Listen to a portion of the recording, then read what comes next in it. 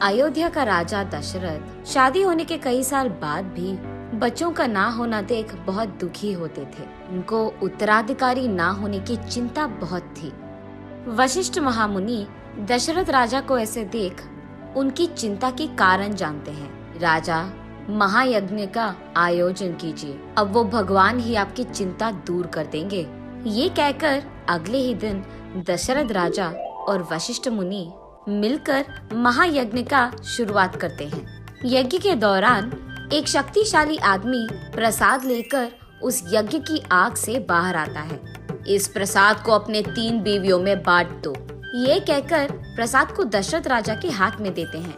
कुछ ही दिनों में कौशल्या को राम, कुछ और दिन बाद सुमित्रा को लक्ष्मण और कुछ और दिन गुजरने के बाद कैकेयी को भरत और शत्रुघ्न जन्मते हैं। कुछ ही सालों में विद्याभ्यास करने के लिए दशरथ राजा उनके बच्चों को वशिष्ठ मुनि के आश्रम भेजते हैं।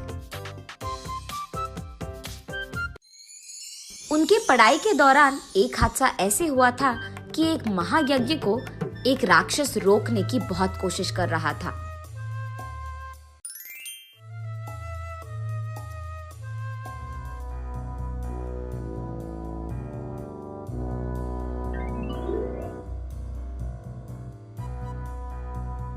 तब राम उसका ताकत और बुद्धि का इस्तेमाल करके उस राक्षस को खत्म कर देता है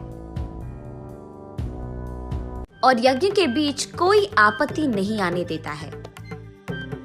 श्री राम की वीरता का वशिष्ठ महामुनि कदर करते हैं। दूसरी तरफ जनक महाराज सीता स्वयंवर के लिए डंडोरा पिटवाते हैं। ये जानकर राम के जन्मदिन के शुभ संदर्भ पे राम लक्ष्मण दोनों को सीता स्वयंवर ले जाते हैं। अत्यंत सुंदर सीता के लिए दूर दूर से राजाएं हाजिर होते हैं।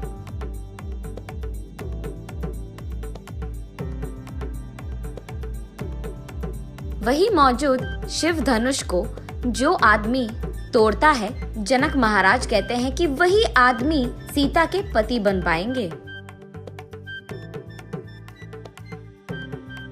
वही हाजिर बहुत सारे राजाएं उनकी अपनी अपनी ताकत का दिखावा करते हैं, लेकिन सारी कोशिश विफल होते हैं।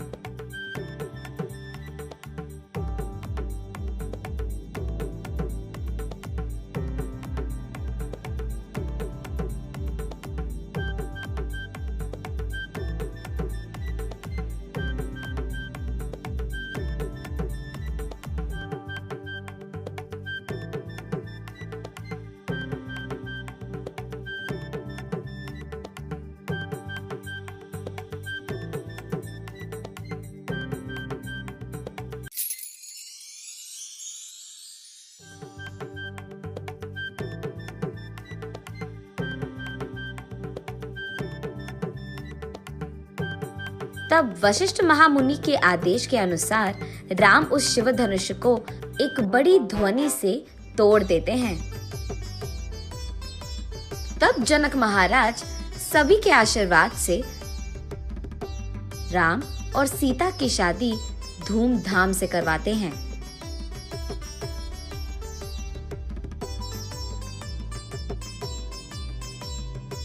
उसके बाद वो दोनों उनके घर अयोध्या पहुंचते हैं।